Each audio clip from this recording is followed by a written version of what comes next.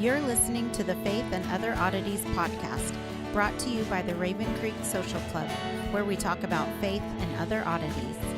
For questions, comments, or to be part of the conversation, join us on Facebook, Twitter, and Instagram, where you can find us at Raven Creek SC. Now for your hosts, Emily Dixon and Nathan Underwood.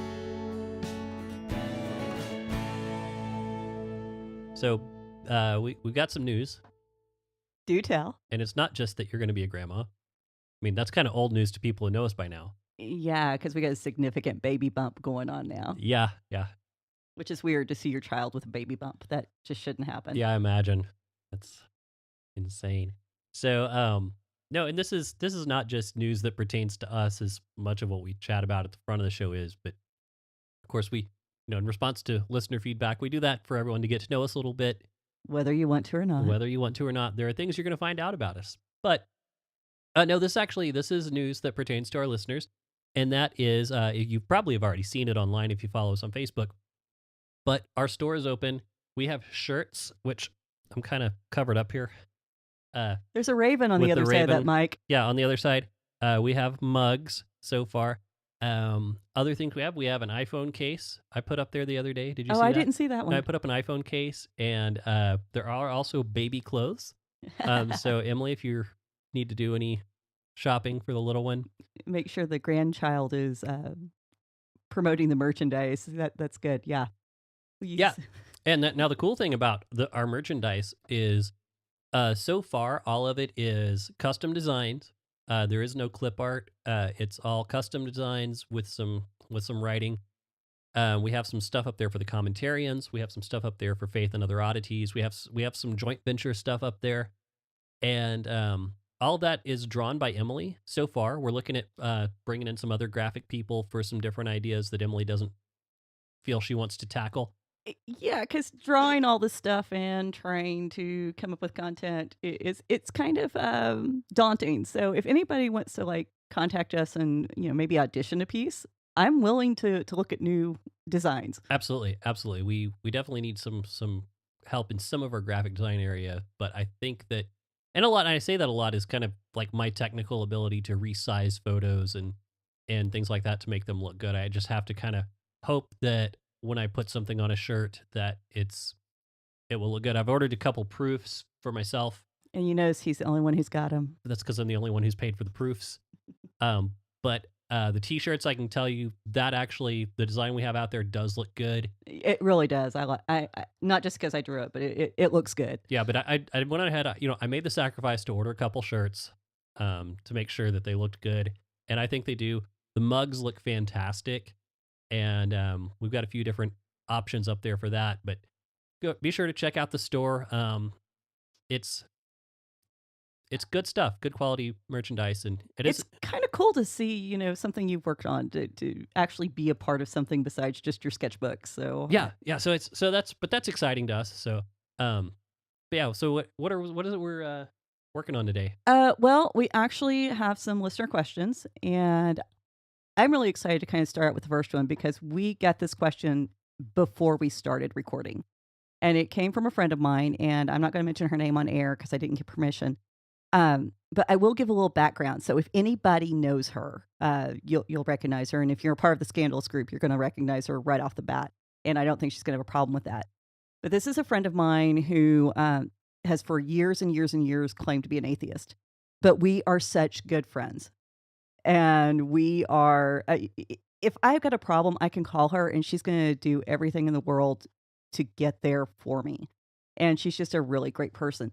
So she and I kind of have these really weird conversations about faith, and she thinks it's kind of humorous that she and I are such good friends, since I am all about faith and into the text, and I love that. And it's such a huge part of my life. And here she's almost anti-religious, and I'm not saying that in a bad way, but she's like most of us. She's been burned by religion, and I can understand that. So she asked us to answer a question for her. And I'm just going to read what she sent me in a text message. And it says, can you define what it means to be an atheist and agnostic? I want to know why I should listen to your show, and what does it mean to me as someone who is not a Christian? For a long time, I called myself an atheist, but I think I might be more of an agnostic. Where do I fit into what you were doing? So this is where we get to jump in. Yeah. So you've got these kind of outlined in order. Well, kind of in order. It's almost on a spectrum. I think you have atheist and antitheist kind of backwards. I don't know if you actually do know. I mean, Well, atheists say there absolutely is no God. And so there's no God. You don't have to fight against him. You don't have to resist him because he simply does not exist. so you wouldn't put that because I know a lot of people, and this is again, you can't put everything on a spectrum, but I know a lot of people would kind of reverse that and put antitheist, um, just way out there, as in like vehemently opposed to even anyone bringing up the idea of God. Those are the people who are gonna tell you to, you can't celebrate Christmas in the public schools. Just things of that nature. Well, I think that kind of comes down to our idea of what's the difference. The opposite of love is the opposite of love hate, or is it indifference? Yeah. And so atheists are indifferent. So to me, indifference is worse than hate, and I think that's actually further from love than hate. Well, see, and I kind of see opposite of love as selfishness, but I don't know how that. Well, selfishness leads to indifference to other people, so it kind of still works. No, I guess I'd kind of fall somewhere on the spectrum there. Always So fun trying to define your terms and figure out how to be precise with your language.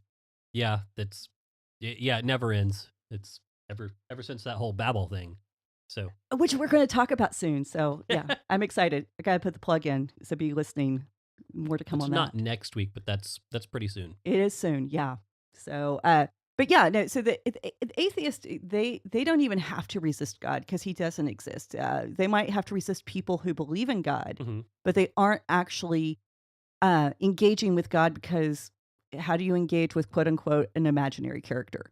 And I've even heard some prominent atheists refer to our God as a fairy tale and a myth, and use Sure. kind of these derogatory terms towards people who. Well, and that's the thing. Like I see a lot of the prominent atheists, and a lot of people are kind of referred to as like the new atheists, such as like Dawkins and who's the other guy? Harris, is that the other Yes, one? Sam Harris. And but those guys, and not to just single them out, but their work is public, so they're just an easy reference point. I They say they're atheists, but I see their work as anti-theist, based on a lot of things they say. Well, and how do you come back against Christians and it not be against God? Right. And so that's kind of where things start to get fuzzy as far as their stated stance, because we as Christians say we are representing God. God lives within us. So when you confront us, you are confronting God. Hmm. And so whenever they think they're just coming against a person, we're seeing them as coming against God. And so then now things get blurred and mixed up. Yeah. Well, here's a question for you: do you think that the church has kind of paved the way for that kind of thinking, where it's the idea of yeah, love the face. I think you know where I'm going with this. It's the idea that we hear people talk about Old Testament gods and things like that, and they're like, oh well, there weren't actually any other gods in the Old Testament. It was just the ideas of gods and these imagined beings that people had, and there's only one real God. Do you think that kind of paved the way for that kind of thinking, to just because to go from monotheism to atheism, you just have to get rid of one character. Yeah, I hadn't thought of it in that terms, but I think there is something to that, because when we erase the supernatural, spiritual side of the world and we try to boil it down to scientific assumptions and principles, now we have this very one dimensional existence Hmm. that is centered on our self survival. But if you've got a dynamic, responsive spiritual world, good or evil, now there's other factors to take into consideration because they are in play. Yeah. And so there might be something to that. But I actually thought you were going to go, do we think we've paved the way because the way Christians have acted towards people who are not part of the Christian community? Um, Well, I mean, there's some of that too, but I was going with the idea philosophically. I mean, because we talk about oftentimes with with the Enlightenment, with empirical data. A lot of people don't realize that the scientific method was invented because it was believed that our senses and our minds were corrupt, so you had to have objective standards to measure things by. And so as we keep putting in more and more objective standards, um, and people keep asking to play by the same rules inside and outside of the church, um, that we've kind of given people the freedom to make their own decisions on that in a lot of ways. And I think it's been good and bad. I mean, I think it's been good. I think the idea has been good, but I think it's been good, but I think it's given an opportunity for people to take advantage of it who want to run the opposite direction. Well, and let's just be to be fair, we can look at our own individual experience, and we twist memories Sure. all the Mhm. time. And so for us to say that our understanding or belief in God is strictly and solely based on our personal experience, we can talk ourselves out of it very easily. Oh yeah. And I mean, there's been times I've wanted to because following God was going to cost me something I didn't want to give up. Yeah. Well, no, it's kind of interesting. I was really pretty excited because I was in the one of the worship leader groups that I'm in, and someone asked a question about theology and experiencing God and things like that, and I was really impressed because the person who answered actually answered with a theologically minded answer, or one of the people that answered.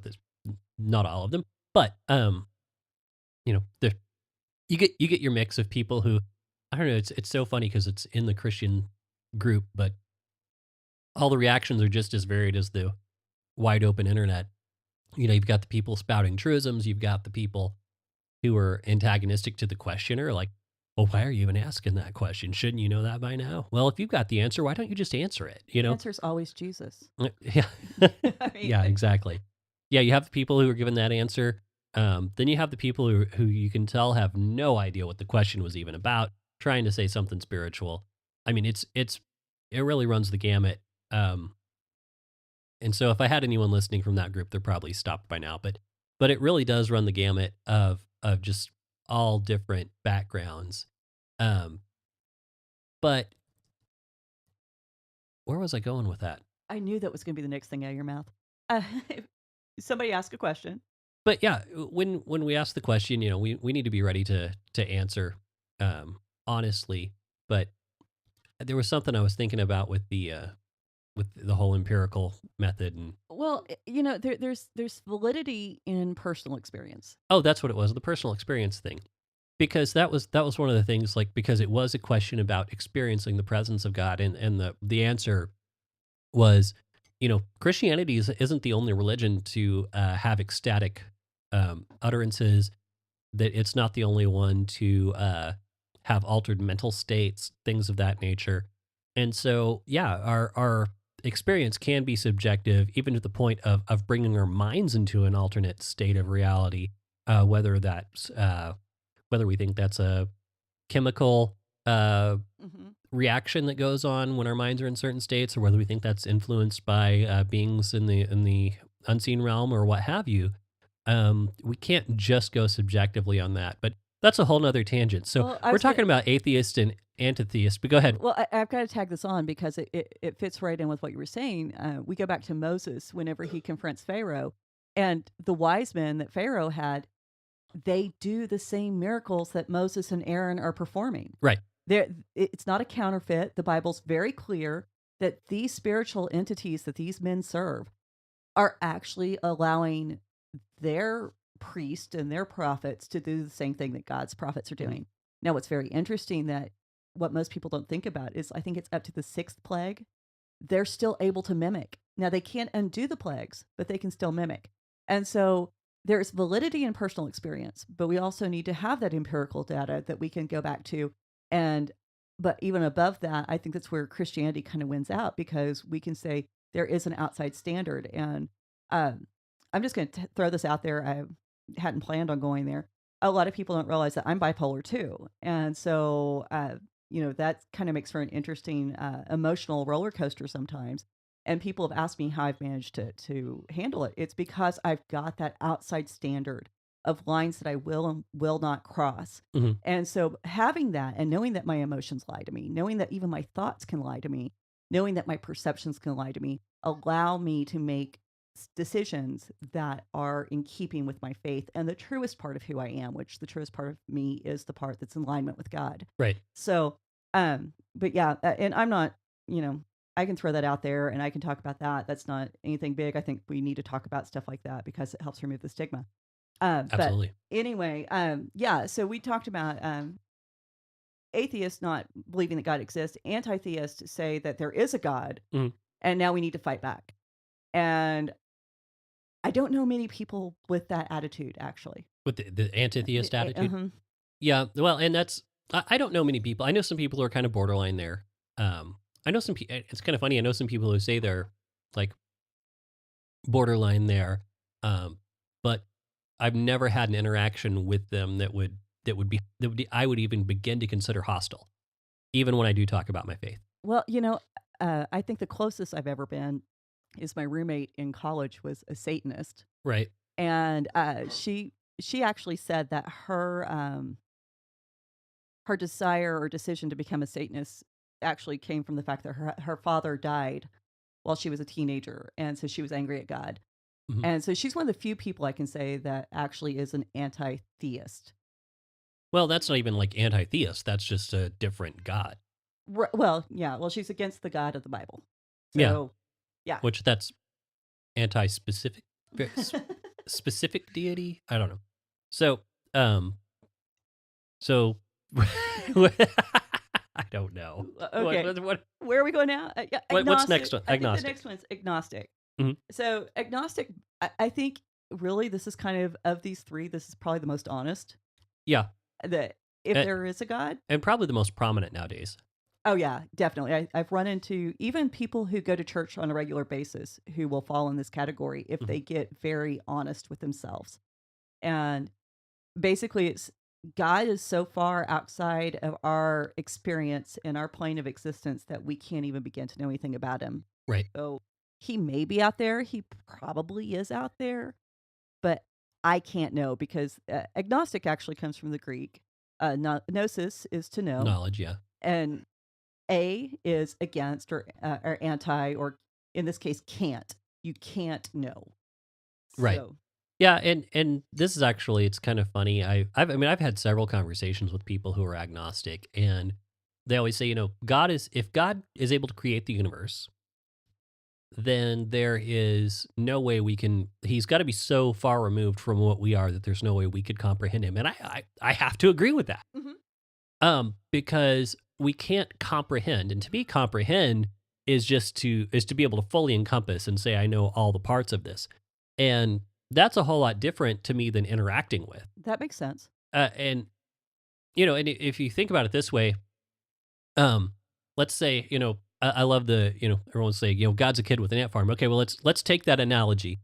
Well, let's say it is kind of that idea, but it's instead of just mindless ants who act only you know as automatons, but let's say, we are kind of intelligent ants. Well, who's to say we couldn't put our hand on the glass every now and again while God is speaking and go, hey, I think there's a pattern to these vibrations.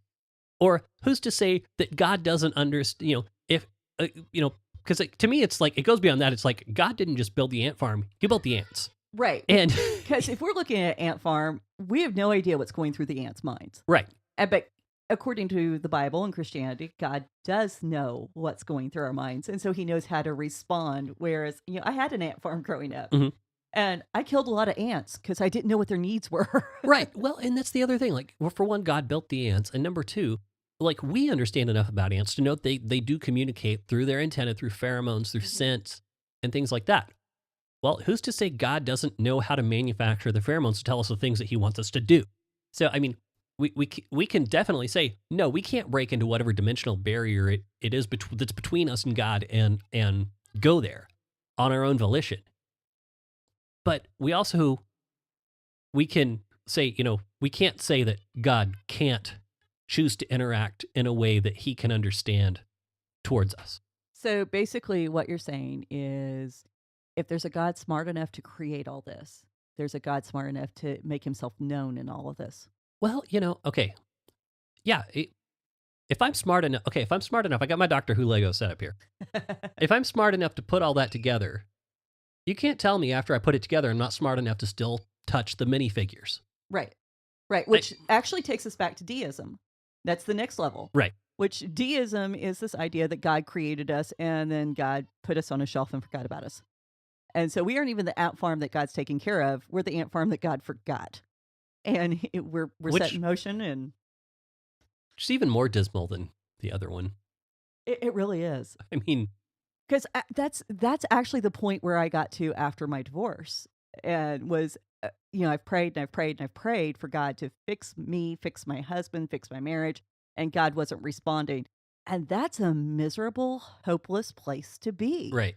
And so I can't imagine anyone willingly ascribing to this, but I know there has to be because we have, Thomas Jefferson. Yeah. Well, there's a word for it.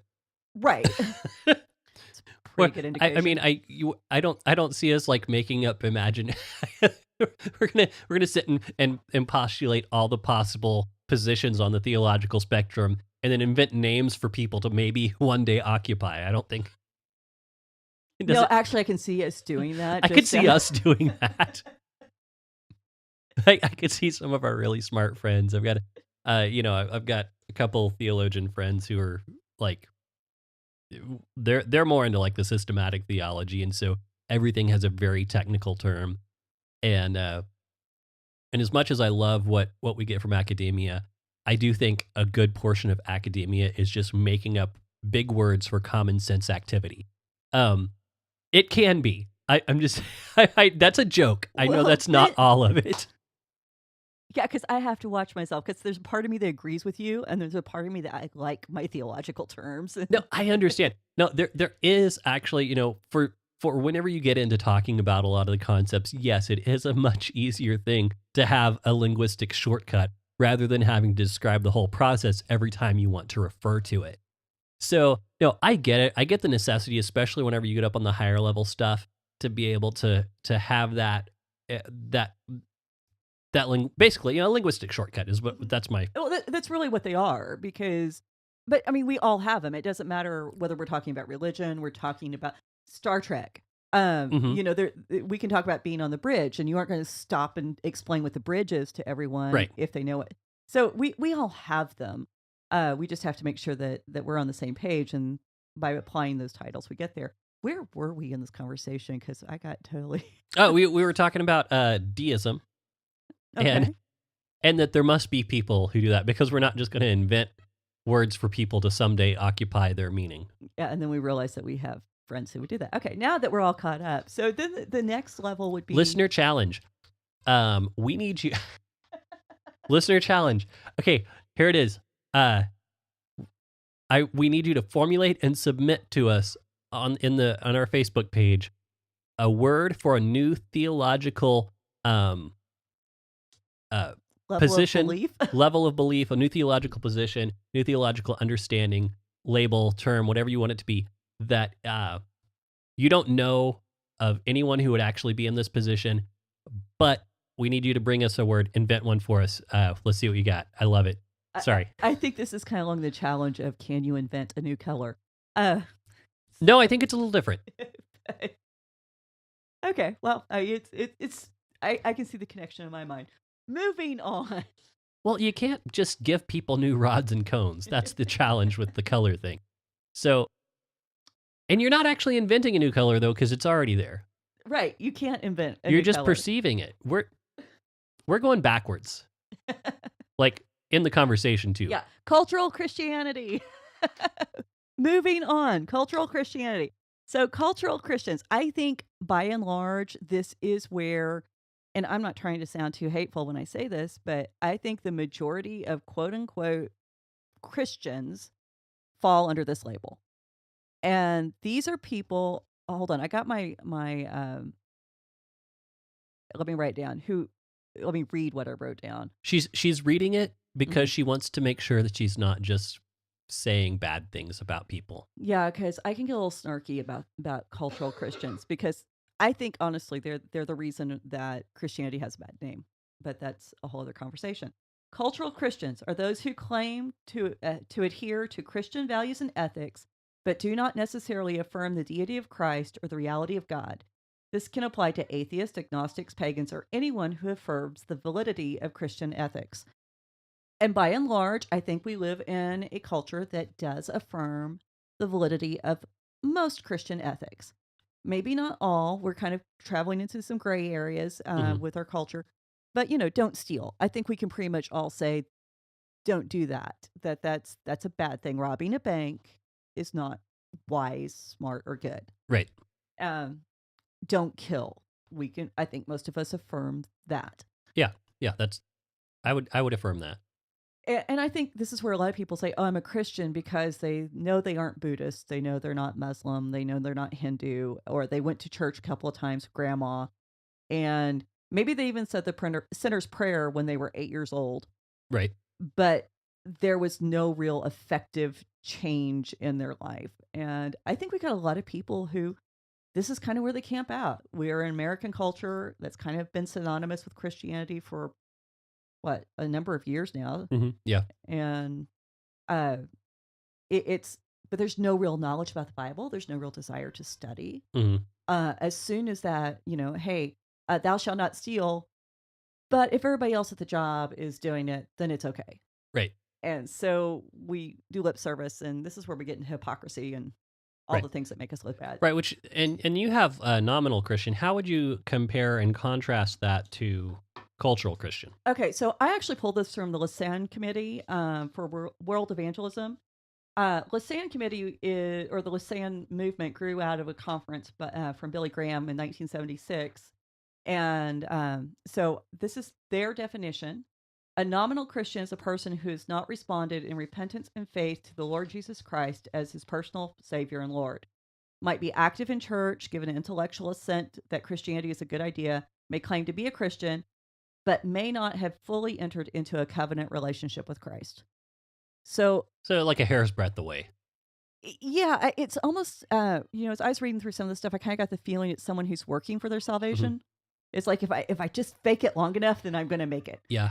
And As a quick aside, I used to think that phrase was a hair's breadth and not a hair's breadth, and so I was like, but not like HAIR, like HARE, and so I wasn't really sure like how the breathing of a hair, what it had to do with distance. So of a rabbit. yeah, like a rabbit, like a hair's breadth. Yeah, like a hair's breadth, not a hair's breadth. I thought you would find that funny. That's a rabbit trail we could go down. Because now I'm thinking of air, like Yeah. an air's breath. That could be really short too, if you're talking. But it was like, yeah. So that's right after I said that, I was like, well, that's a funny story. So, yeah. So they're almost the same though. It's Very close. I think a cultural Christian is probably less involved than the way Lausanne is defining a nominal Christian. you're thinking that, so basically, you'd say like the cultural Christian would be the person who may not even go to church, but then the nominal Christian is the person who's like there because the wife's there. Yeah, or it's the right something thing to like do. that. Or they're like everybody else in where we're at in Oklahoma. You go to church like you go to the movies. It's something to do. Right. Yeah. It's free rock show every Sunday. So you want to go down that rabbit trail? I am, I'm not against like contemporary music, but that's for a whole nother day. Let's save that for closer to whenever I finally get my book wrapped up. Yeah, we'll have to go into that. There's been some pushback against this term because some people are saying you're either a Christian in disobedience and sin, or you're not a Christian. Mm-hmm. That basically, if your behavior is not following what you say you believe, then you can't possibly be a Christian. Or you're in sin and you need to repent. And now I think you can be either of those things. Yeah. And I honestly believe there's a point in the Bible where it talks about a sin unto death, that if you're going to continue to disgrace God by claiming to be one of his kids and you're going to be stupid, then he's going to take you out, because he talks about a sin unto death. Well, there's the sin unto death, and there's Paul saying, I've turned him over to Satan for the destruction of the flesh. Was it destruction of the flesh so that his soul might be saved or something? Yeah, that's in 1 Corinthians 5. Yeah, I don't remember the exact phrasing, but yeah, the gist is that, we're going to stop you before you can carry on any more sin. And, a lot of people think that's like totally unloving, but, I remember the reason why I never did drugs, because, and I haven't, and people are always surprised, Lauren, I don't even smoke pot. And it's, that is just not my thing. And the reason why is because our father, our physical, biological father, one day we happened to be at the house and he's breaking kindling with his bare hands. And he says, "Do you know about drugs?" And I said, "Yes." And he says, "If you do them, I will kill you." And I believed him. That was the drug talk That in was our house. yes. So, yeah. But I never doubted my dad loved me, and I knew that he would kill me before he would let me hurt myself with drugs. Right. And so I have no problem transferring that example of an earthly father onto the heavenly father, where he says, "I'm not going to let you to destroy yourself to that level. I Right. will take you out before you get that far." And I don't think it's unloving. Um, then biblical Christianity is the final. No, sorry, it's not the final. Biblical Christianity. This is someone who Is it a level above biblical? Sorry, go ahead. Go yeah, ahead. I'm yeah. going to read Biblical ahead. Christianity is someone who actually tries to live their Christian faith according to the dictates of God's word, as best they understand it. And I want to put that caveat on there, because there's going to be people who are Christians who are living as faithfully as they know how to the level of their understanding that we may disagree with. It does Mhm. not disqualify them from being a brother and sister in Christ. It just means that they're at a different place in their walk than we might be. And that could be a maturity thing, that could be a cultural thing, that could be an ignorance thing. And I'm not using ignorance to put anyone down there. I'm just saying sometimes we just don't know. So being a genuine Christian, for me, that really centers around, are you living your convictions? Because I do believe we all live from the place of our convictions. Right. And so we need to live that faithfully and try to be honest about what we believe. Right. So, Now, how does that differ? I didn't look too closely at the notes before the show. Surprise. I find it's a lot more fun if we just get to talk about this stuff. But so I see next you have seeker. Mhm. So Well, I saved this to last. Go ahead. now, is it farther on in the spectrum, or are you just saving it till last? I saved it for last for a purpose, Okay. because my friend, I think this is really the answer for her. Okay. Because I think this is where she is. I think my friend is really trying to figure out how the puzzle pieces fit together. Mhm. And I think, and she's going to kill me for saying this.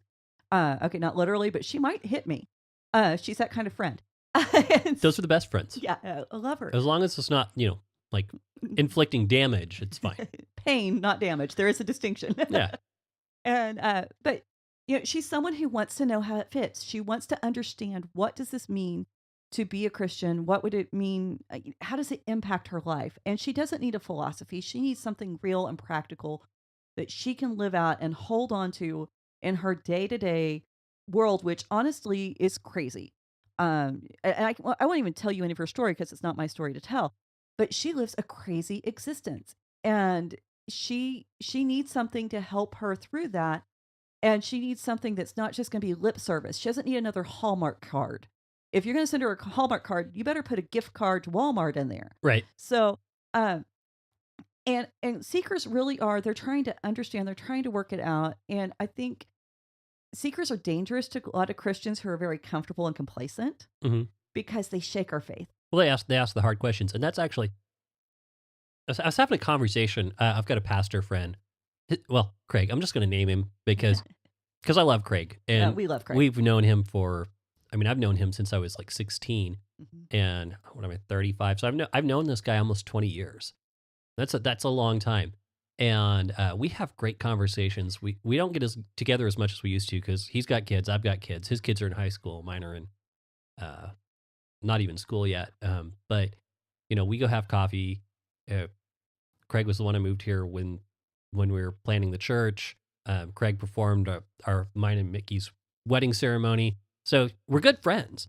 And that was one of the conversations we were having, because we like to talk about what's the purpose of church, and something was said about the seeker sensitive church movement, and I said, the problem that I have with the seeker sensitive movement is it's so backwards, because anyone who's really seeking something, when they get to church and all you get is fluff and the Hallmark card stuff, they get there and they're like, oh, well, what I'm looking for isn't here. And when you're seeking and you get someplace that you're told is the place you should go, and there's nothing there, Yeah. I mean, that's discouraging. And I still run into that same kind of. I won't probably don't think quite the same level of discouragement, but I still run in that same kind of discouragement. And I do have a faith that believes in God. Well, and I think one of the things that complacent Christians, and that's not even on our list, but I think there's a lot of us who are very complacent. We know that we're going to heaven when we die. We know that God's real. We don't really feel like we need to ask the questions anymore. Yeah. And so there's a lot of times you'll find there's an impatience. Hmm. And it's like, how dare you ask that? But I love what Heschel has to say. Religion presupposes it has the answer. Right. Philosophy teaches us how to ask the question. And some Hmm. of us need to go back and learn how to ask the questions and to be patient with the questions, because the questions, they really teach us the importance of the answer. They help us value the answer. Hmm.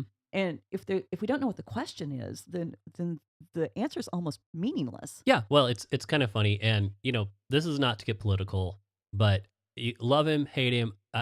It doesn't matter. I don't know that much about him, but Trey Gowdy had one of the best quotes in one of the congressional hearings. And I don't remember. I don't even know which one it was. So please don't roast me about my politics on this. I don't remember which one it came from, but apparently someone gave an answer to a question, and his response was, "That's a perfectly fine answer to a question no one just asked you." And I feel like and I feel like that's just such a great summary of how the church interacts with the world. We are trying to give people answers to questions they haven't even asked.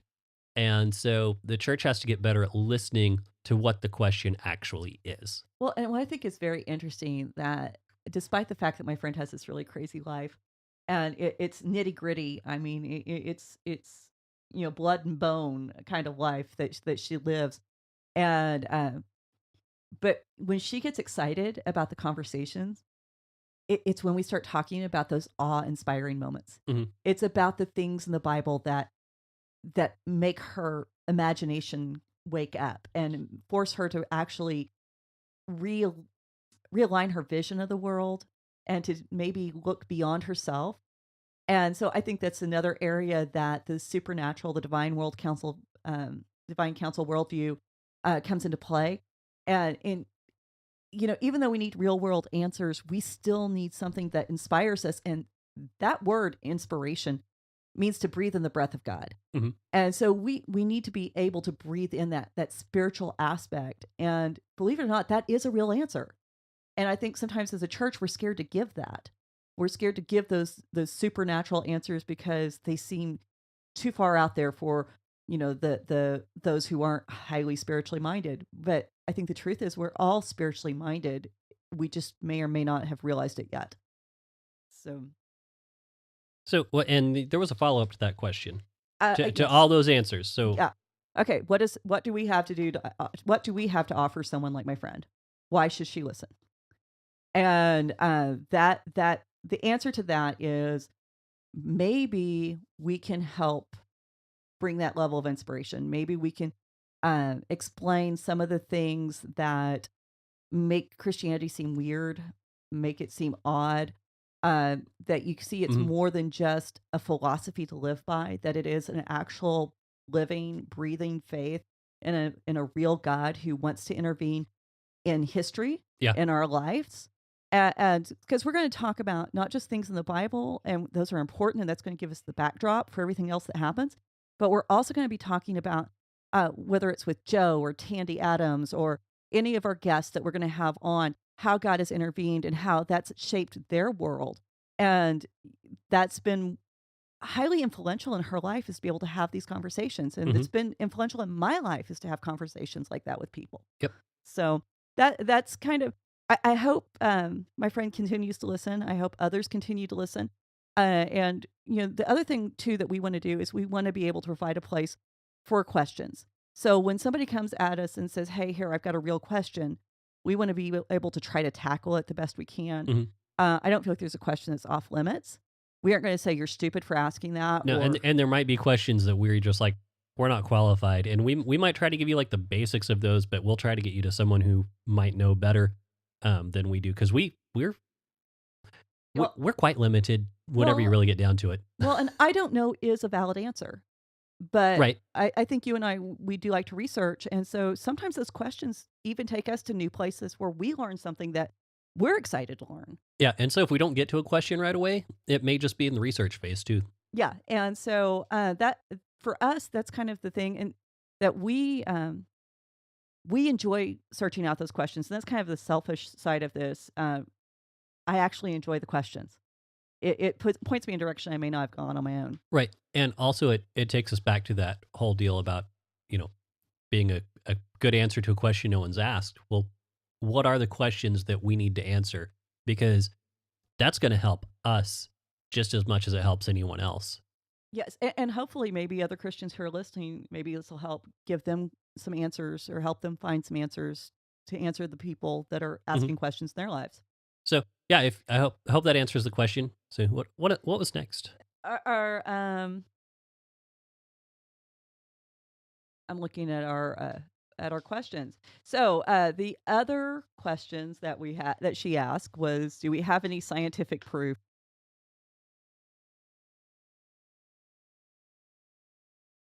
Mm. The correct answer as far as I can tell is no.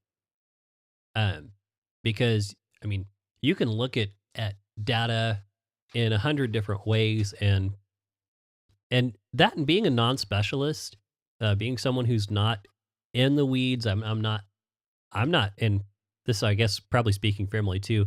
I'm not doing archaeology.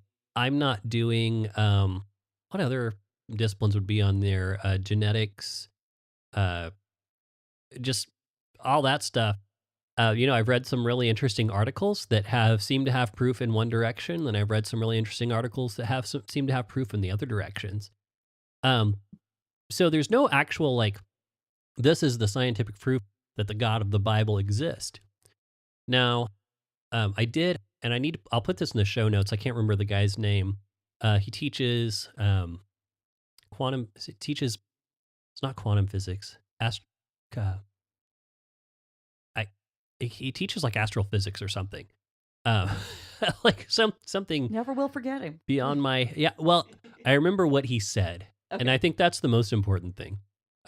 But he teaches it in Jerusalem, and he also apparently teaches Torah in at the University of Jerusalem. And if that's not daunting enough, he also teaches like quantum physics and stuff like that. Um, but his statement on this was such that you have to believe, based on and this guy is not like just your standard 6-day creationist. He's the guy who, last I saw, built the most recent mathematical models for uh, the physical, uh, the way that the universe could have physically built itself based on the laws of physics that exist within the universe. Right, and that's not to disavow the 6-day creation or to affirm it or any of that. This is just He built right. he built a mathematical model based on the physics of the universe, at how this could happen. And so I watched a video with him, and again, we'll put it in the show notes. But he has a diagram of the universe, from the time of the Big Bang, and it projects out in, he kind of has a representation of it projecting out into space and time and expanding. Then he has what's beyond the universe, and it's big blackness. And he goes, now what's beyond the universe is nothing. He goes, we like to think that what's in the universe between the stars is nothing, but no, that's dark matter, things like that. There's something there. Even the vacuum of space is something, that the material of the universe is being manipulated by the laws of the universe, like gravity and time and things of that nature.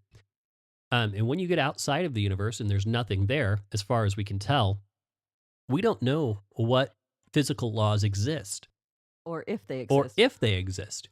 So you can trace the Big Bang back to where it started, mathematically. You can have a model for how the universe constructed itself, but you have to have something that caused it. And so whatever it is that caused it, whether you believe, and his statement was, whether you believe it's the God of the Bible or whether you believe it's some kind of force, then that has to be God for this universe. And so, but that's as close as I can get, scientifically, from what I've read and heard. Essentially, faith has to come into place somewhere. Somewhere, yeah. There's an unexplainable mystery, whether you want to chalk it up to science. Well, where did the the first atoms that smashed together that could have set off the Big Bang, where did they come from? Or the other question, where did God come from? Somewhere that it comes down to that question. hmm Where did it all begin? And we Well, don't know. I mean, we can't observe that. We can't measure it. right. Whether it is the Big Bang or it is God, we can't specify what it is. Well, and that's kind of like the conversation we were having the other day, and this is where people want to come back to, oh, well, it's an eternal God, and where you and I were talking about, and we didn't realize, and we were talking the other day. I mean, and this is kind of funny. Both of us apparently, as kids, did the same like thought experiment where we took two things trying to imagine eternity on a timeline, and we kind of both ended in different places, but we took kind of like 2 points in our minds and tried to just separate them as far as we could and keep going and keep going. About the moment we thought that, for me, about the moment I thought, oh, that's what eternity looks like. It's just forever. And these 2 points are this far apart. It's like, well, no, I can still conceive of them being that far apart. So that must not be eternity. And then Emily, what was your resolution that were you? I got to the point where I could actually kind of push everything to the greatest limits of two polar opposite extremes. And then and I got to where I did that thought experiment a lot because I just Mhm. kept pushing and pushing and pushing. And then one day I realized that infinity does not extend simply in a one-dimensional or two-dimensional plane, that it Right. expands in all directions, and I just felt my brain, like, break. Yeah. It was just it because I realized I might be able to separate 2 points as far as I possibly could, but I couldn't do an infinite number of points. Right. What from all the different angles, and if I, as a single human being with a very limited mind and well aware of how limited my mind is, I just falls apart at that point, then whatever it is that created this universe, it has got to be so much more than just what I can conceive of. And so now we're back to God being beyond us, but at the same time still being something that interacts with us. hmm And so I don't think those things are contradictory, paradoxical, maybe, but it's still, they're both true. Right.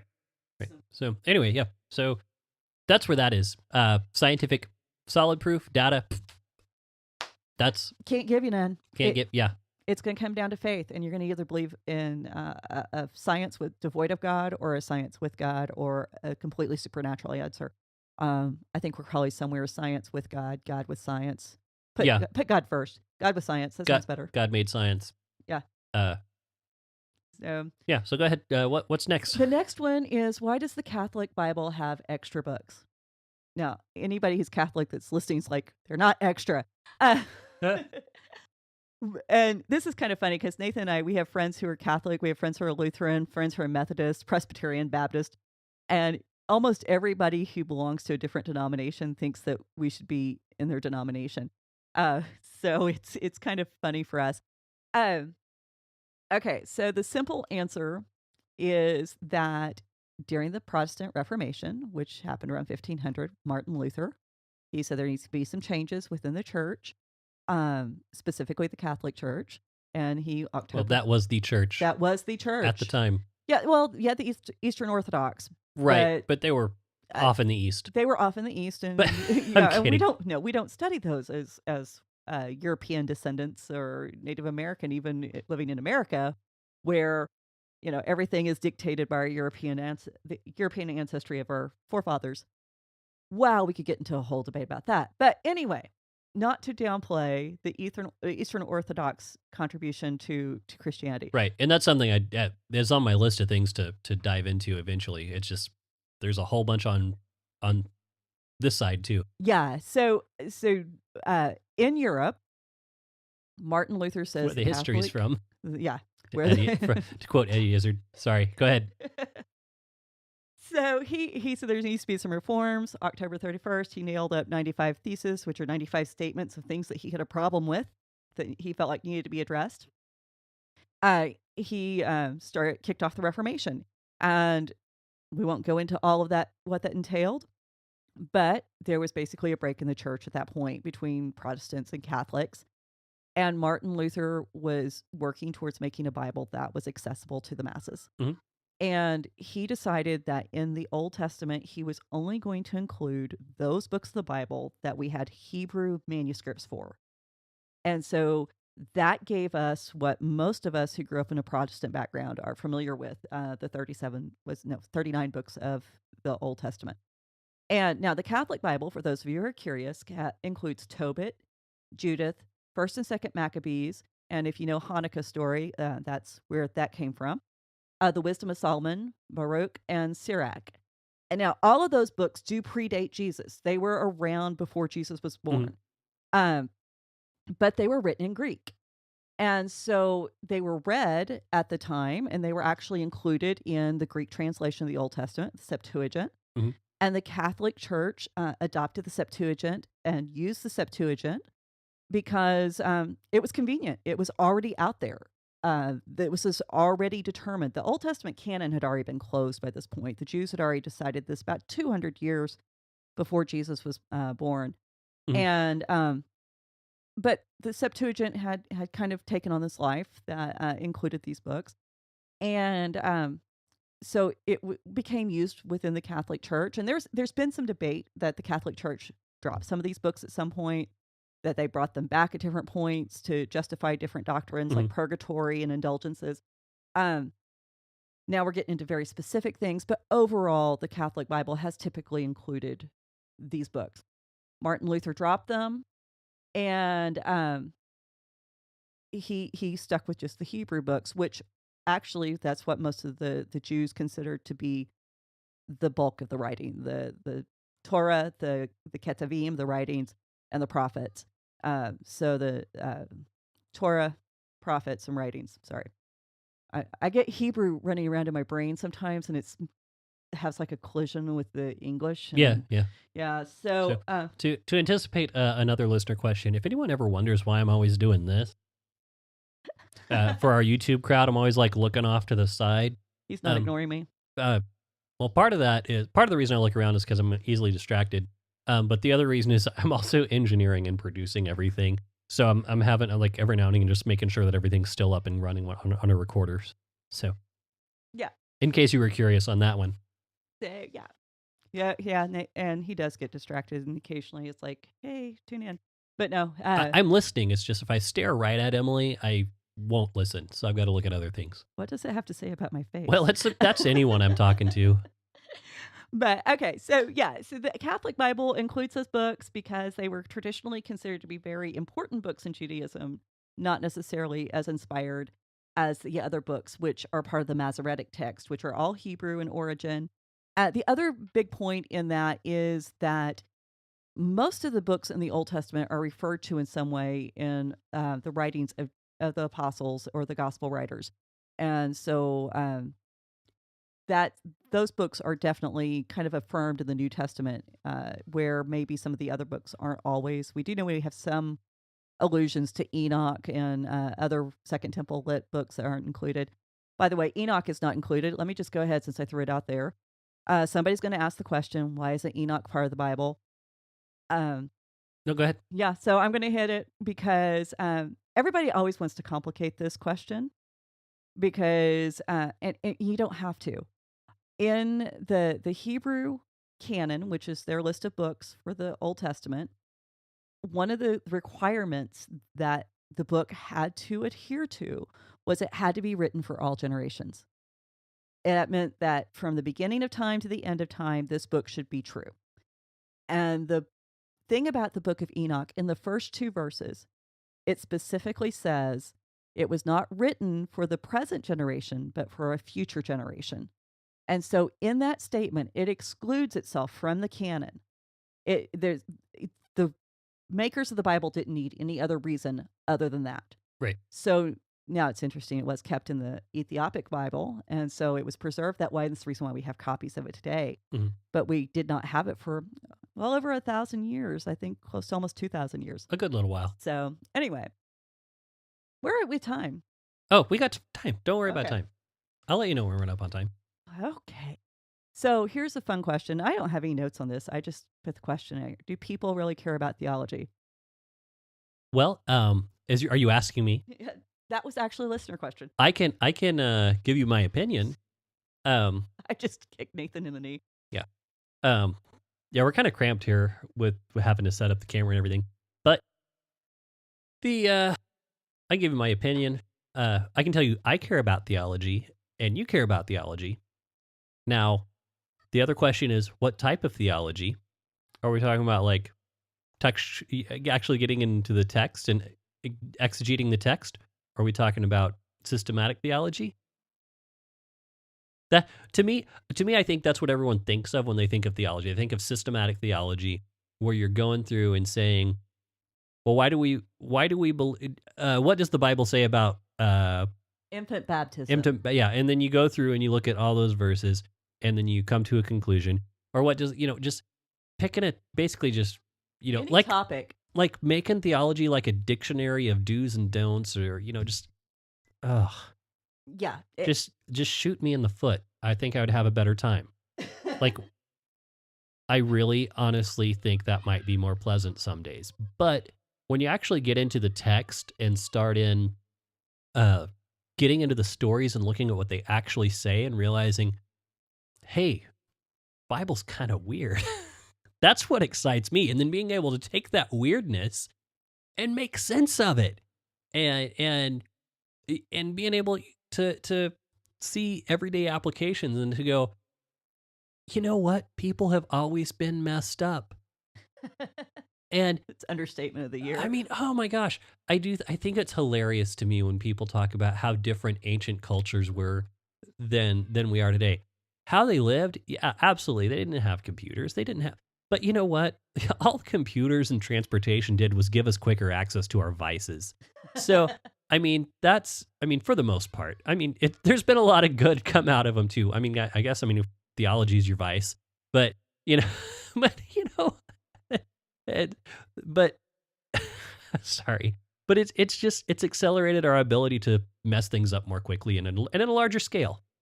Well, and I think people don't realize that theology doesn't always have to be that very dry list of facts and figures almost. That theology really can be just getting into the word. Yeah. And when we start talking systematics, when we start talking about dogmas and doctrine and all of that, those are just kind of like the cliff notes for what a particular denomination Mhm. might perceive.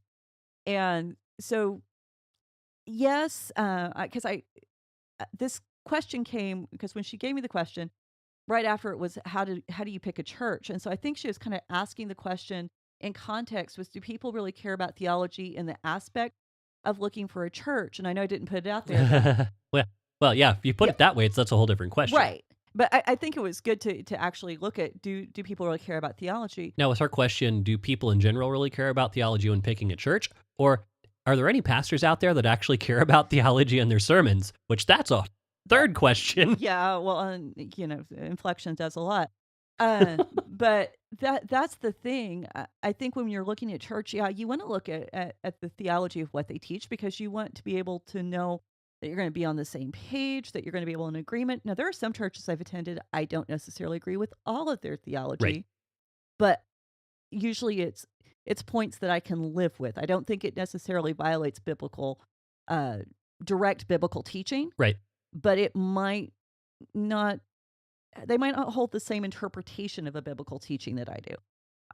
But I think overall you need to be looking for some basic sound Hmm. ideas and beliefs about the Bible. I mean, you don't want to you don't want to join another Jonestown Right. or Yeah. Heaven's Gate. Yeah. Is Jesus Lord? Did he pay for your sins? Did his work on the cross redeem humanity? Is there anything you can do for your own salvation? No. I'm going to answer that one for you. But these are questions that you need to answer. Yeah, Jesus is Lord. He paid for it. Everything else is largely debatable. There are certain things that I definitely would say you should probably tack on to look out for because there are definitely doctrines that people will tag on and lead into spiritual abuse. So be mindful of those things. But as far as the things that are not central to salvation,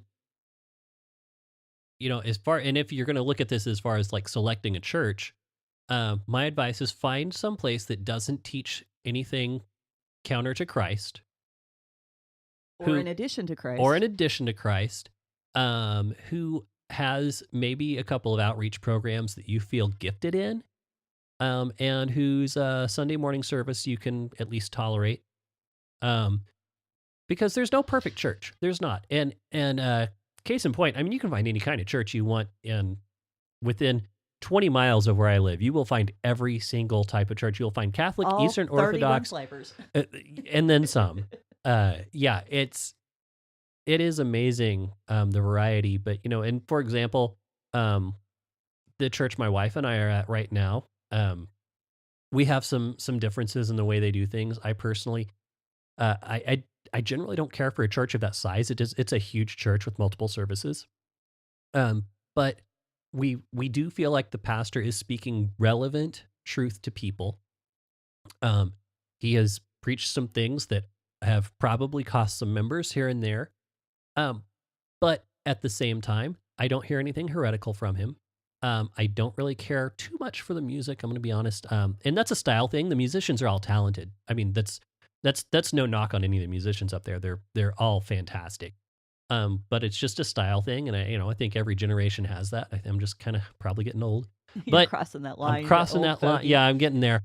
But but one of the big things for us was that this church does it does allocate a good portion of their funds towards things like adoption assistance and helping people who are in the foster system, and those are things that I feel like are important. And a church that didn't have most of their priorities in line would probably not be putting anything towards those causes, in my estimation. Now, I could be totally wrong, but if you're looking at how to select a church, yeah. But as far as do people really care about theology, yeah, we do. And should you, when selecting a church? Absolutely.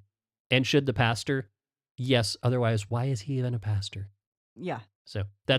that's that. Well, and I have to watch it because I don't want to get too into this because I can go off on a major tangent. But there are stylistic things that even with the preaching and teaching that I have to draw myself back and go, that is style. Mhm. That's not substance. He's probably speaking to where people are. That may not be where I am. And so I think you have to look at the overall heart of the church too, and look at like you said, are they actually engaged in programs that or actively engaged in reaching out? And it may not be a specific program. It may just be when you walk into that building, are the people warm? Are they inviting? Do Mhm. you make a connection? And and you need to be willing to make that connection yourself. You can't Right. just put it Yeah, on. you can go to the friendliest church in the world and still stave off anyone making a connection with you. So yeah, first off, make sure it's not you. That's something I It's have to always a good starting point. I have to work on myself with that sometimes too, where it's like, okay, am I just being difficult? And oftentimes the answer for me is yes. I'm gonna put that out there and be honest. So For me, it's usually no, but right. Anyway, so but that's as far as selecting a church. You had one in here that I thought was kind of funny. You skipped. Oh, did I skip it? Yeah, there was one. Okay. So we're gonna line this one up. So for those of you who have you found your church, not even you found your church, but you're solid in your faith. Fun things. What are fun things to do with your friends that are not Christians? I love this. I forgot about this. So that to me is a funny question, and the first answer is really good, which is anything that does not violate biblical principles. So anything, don't let them lead you into sin. You do have to draw the line there. But other than that, have fun. And then the second answer, I want you to go ahead and start that one. Okay. Not making them a project. You don't have to try to get them saved anytime they are around. Seriously, guys, don't do that. Yeah. Don't do that. Do you know the reason why my friend that started off our question and answer time is still my friend? Because I didn't preach at her every time she showed up at my house. Matter of fact, unless she or one of her sons, and she does have a son who brings it up, brought up matters of faith, I didn't even mention it because I Right. didn't need to. Yeah. Well, I love that. I wish I could find the source of this quote. If anyone out there knows this, please send me the source of this quote. It's sometimes the best witness you can have is to tell people you're a Christian and then don't be a jerk.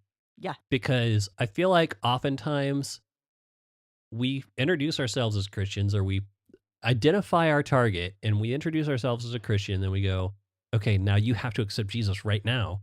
And there's some really bad repercussions for this. And number one is that person feels like they're just a number on a chart. The same way that if they were going into like a department store or something, and they were being checked off as a customer, like I used to be in commission sales, and Right. one of the things we learned in commission sales is no one wants to feel like a number. Don't make them feel like a number when they come in the door. And I feel like when we do that, when we're going out trying to get them to sign up. And the other thing is, um, there's a strong, and this is a very hard balance on this second one. There's a strong attention seeking type of personality in the world. And I've seen people who have a very strong attention seeking personality who like being the project. And they may profess to be a believer, or they may say they're struggling, that they might want to come to faith, but they're working on struggling to come to faith. And due to this strong attention seeking type of personality, as long as they are the project, they will continue to show up at your small group. They'll continue to show up. They will be helpful. They will be a huge, strong contributing member. They'll ask great questions.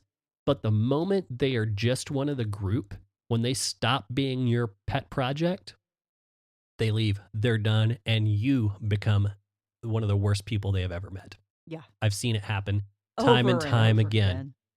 It doesn't matter. That's not saying don't help people. By all means, help people, love them, but do not do it with an agenda. Mhm. Do not do it with an agenda. You'll wind up hurting yourself. You'll wind up hurting them. Just You love can wind people. up hurting the church. Oh, absolutely. And I think that's something that we forget. And what I really enjoy is whenever you stop treating that person like a project, then you weren't just constantly pouring into them. They're actually willing to share back with you. Mhm. And so, as I've walked with my friends who aren't believers, they've shared their stories and they've told me their experience, not just with other Christians, but just in life in general. And by learning their stories, that now they aren't too scared to share with me because I might be too holy to hear it otherwise. Right. I'm learning and I'm becoming a better Christian, and I'm better equipped at being able to minister to people in various backgrounds and stages of life Mhm. because I've walked with people who've been there. And matter of fact, I was talking to somebody the other day. I do this all the time, but we were talking, and I said, I'm almost hesitant to even say what I do when I meet somebody for the first time Mhm. because they clam up.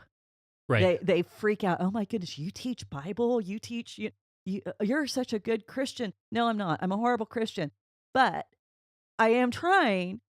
And you know what? The thing is, I don't expect someone who doesn't share my faith to try as hard as I am. Right. That's ridiculous. So if you just kind of back off and just let people be who they are, don't participate in their sin, don't enable their sin, but at the same time, just being able to accept them.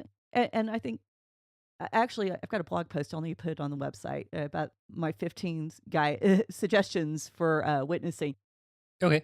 But one of the things that I really encourage us as Christians to do is have other Christian friends who can hold us accountable Mhm. and help us come up with guidelines. What are things we're going to do? Now, if I'm going to hang out with somebody and they're going to have a few beers or what have you, not a problem. If there's somebody who's going to pull out some crack, I'm out of there. Right. You need to know your boundaries and need to know, hey, this is where I draw the line and this is what I'm not participating in. Mhm.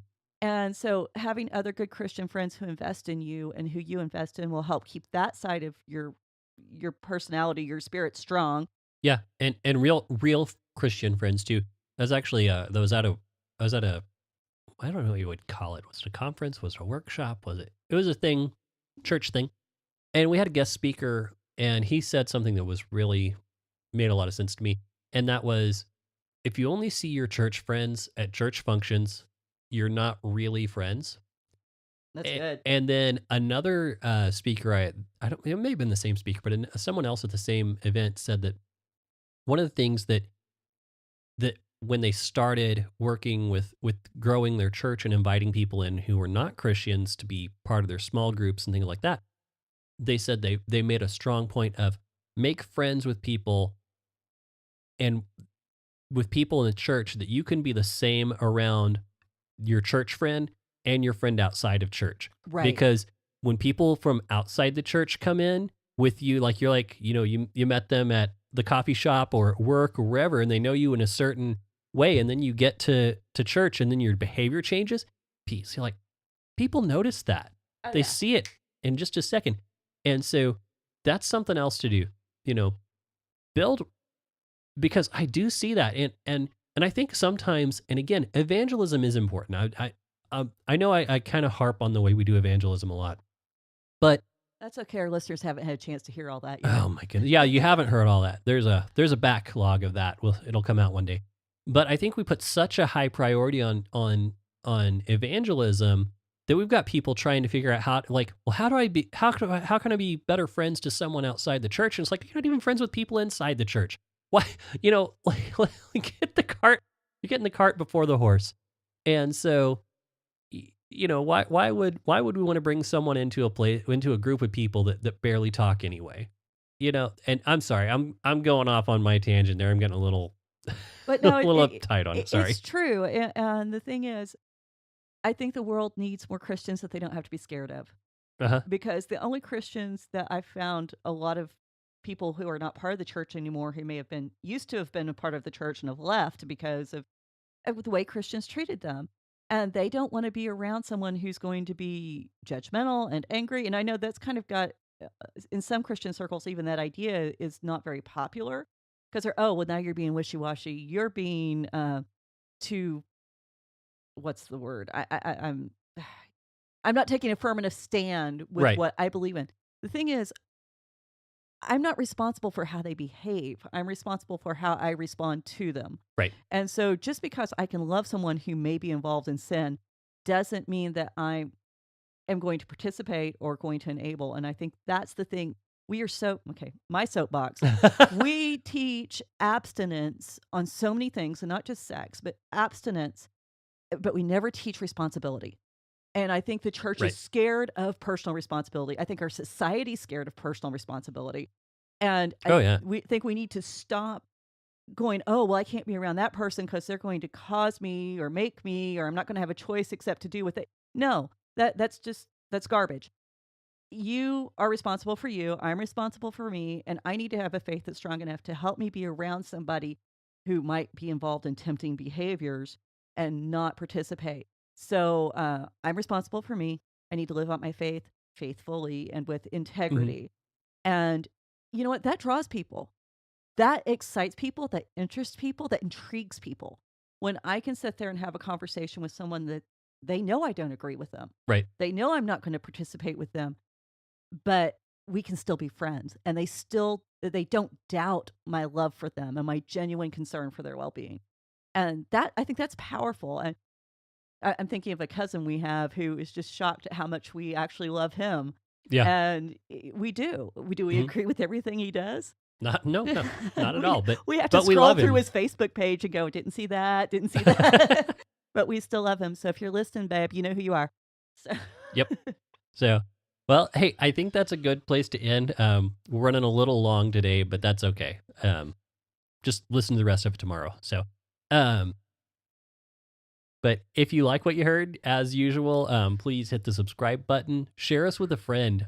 That's probably the biggest help we can get. Just share. If you really like what you heard, write us a review. We love that. And then if you really, really like what you heard, we promise we are trying to get the Patreon up and running. We're still working on bonus content and things like that. We don't want you paying for what you're not getting. But we do have some really affordable levels of support there if you want to help keep us going. We do appreciate it. In the meantime, thanks so much for listening. and we will see you next week. Bye. Bye.